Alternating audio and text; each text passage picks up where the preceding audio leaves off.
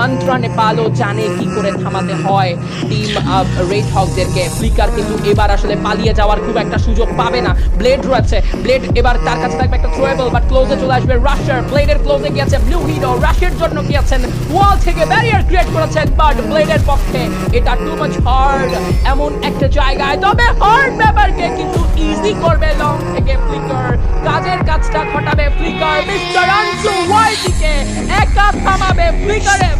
একটা 1v4 এর sniper clutch and Red Hawk still alive, Team Bangladesh still alive, নেপালিদেরকে থামিয়েছে মিস্টার আনসু ওয়াইটিকে হ্যাশট্যাগ টেনে শাট ডাউন করেছে। Wow. I guess এটা শুধুমাত্র রেড হক বলেই পসিবল ছিল। And তারা একটা খুবই বাজে একটা মিস্টেক করছে, সেটা হচ্ছে ব্লেড এবং ফ্লিকারের ঠিক মিড পয়েন্টে নিজেদেরকে এনে ছেড়ে দিয়েছেন, এবং তার দরুন কিন্তু এই জায়গাটাতে এই এলিমিনেশনটা এত দুর্দান্ত একটা পারফরমেন্সের পরেও এই এলিমিনেশনটা নিতে হলো মিস্টার আনসুদেরকে।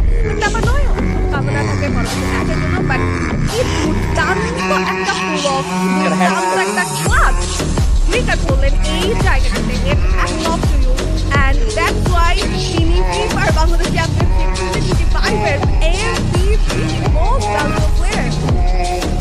একদম। এবং এমন আসলে বিগ স্টেজ গুলোতে ফ্লিকার যখন এরকম আশা ভরসা বাঁচায় দলের জন্য, যেখানে প্রথম ম্যাচটা তাদের জন্য হ্যাশট্যাগ 12 এর ম্যাচ, দ্বিতীয় ম্যাচে এসে তাদেরকে আসলে যে কোনো ভাবেই আসলে কামব্যাক করতে হবে, ভালো স্কোর করতে হবে, সেই জায়গায় ফ্লিকারের এমন একটা পারফরমেন্স আমরা আসলে দেখতে চাই এবং সেই দেখাটাকেই তারা কিন্তু আসলে দেখান, সেই শোগুলোই কিন্তু তারা আমাদের সামনে প্রোভাইড করে।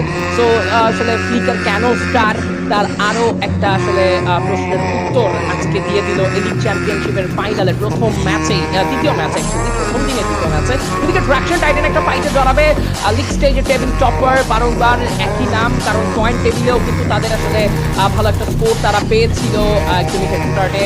এবং এবার কিন্তু ফাইটে ট্রাকশন টাইটান শুরু করেছে। নকনে আমাদের থেকে আরো একটি ব্যাগে নক নিতে চাবেন মিস 79 দলের সবচাইতে দুর্দান্ত একজন রাশার, ক্লোজ রেঞ্জে যে কোনো টিমের আতঙ্কের জন্য কিন্তু একটা নামই যথেষ্ট। দেখুন একে একে তিনটে প্লেয়ারকে হারিয়ে AKM মাসুম যাবেন কোথায়? সেম সাইডে লঞ্চ প্যাডের ব্যবহারটা করবেন ফর শিওর ট্রাকশন টাইটান, কারণ তারাও এবার কনফিডেন্স রয়েছে পুরোটা যে এই ফাইটে তারা হারায়নি ম্যান পাওয়ার। বাট দেখুন ট্রাকশন টাইটান কেন জানি এই ফাইটার এগোতেই চাইলেন না। রাসেলকে যদি খুব কুইক ফিনিশ করার ইন্টেনশন